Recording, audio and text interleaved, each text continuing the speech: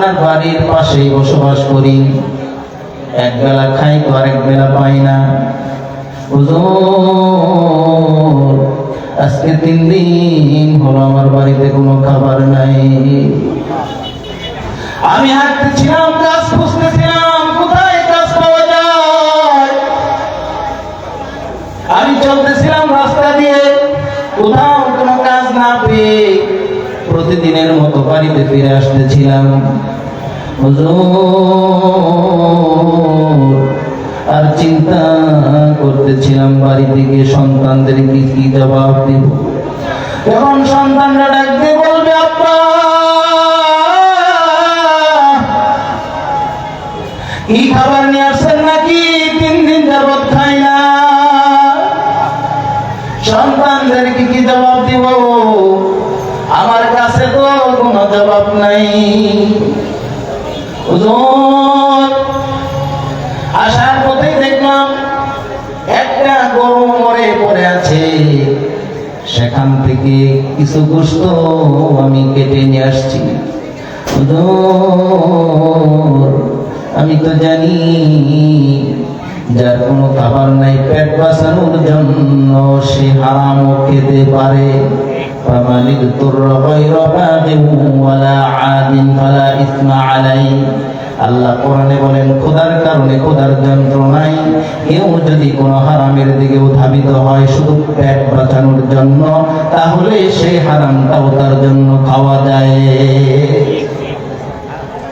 আব্দুল্লাহ ইবনে মুবারক, তার মনে হলো তার পায়ের নিচে যেন মাটি নাই। আমি এত বড় আলেম, আমার প্রতিবেশী তো গরিব, 3 দিন যাবত আমার প্রতিবেশী খায় না, অথচ আমি হজে যাব টাকাগুলো গোছাচ্ছিলাম। আব্দুল্লাহ ইবনে মুবারক চলে গেলেন বাড়িতে। বাড়িতে যাওয়ার পর হজের জন্য যে টাকাগুলো গুছিয়েছিলেন, স্ত্রীকে বললেন, টাকাগুলো আমার হাতে দাও, আমি যে জিনিস দেখে আসছি। আমার প্রতিবেশী না খেয়ে আছে, আমি আলেম, আল্লাহ দিকে আমাদের দিন ডাক দেয়, আব্দুল্লাহ, তোর বাড়ির পাশে প্রতিবেশী না খেয়েছিল, তুমি তো খাইছো, হজ করছো, কিন্তু প্রতিবেশীর খবর নেও নাই। আমি আল্লাহর কাছে কি জবাব দিব? আমার কাছে তো কোনো জবাব নাই। স্ত্রী রে, দাও আমার কাছে টাকাগুলো দাও। আব্দুল্লাহ ইবনে মুবারক টাকাগুলো হাতে নিয়ে প্রতিবেশীর কাছে চলে গেলেন, বললেন, ভাই, তোমার কাছে আমি মাপ চাই, তুমি আমাকে মাফ করে দিও। কিয়ামতের দিন আল্লাহর কাঠ গড়ায় আমাকে আসামি বানায়ো না। তুমি না খেয়েছো, তোমার সন্তানরা না খেয়েছে, খোঁজ খবর নিতে পারি নাই। ও আমার ভাই, এই যে আমি হজের জন্য টাকাগুলো গুছিয়েছি, আমি ফরজ হজ করেছি, এটা নফল হজের জন্য টাকা গুছাইছি।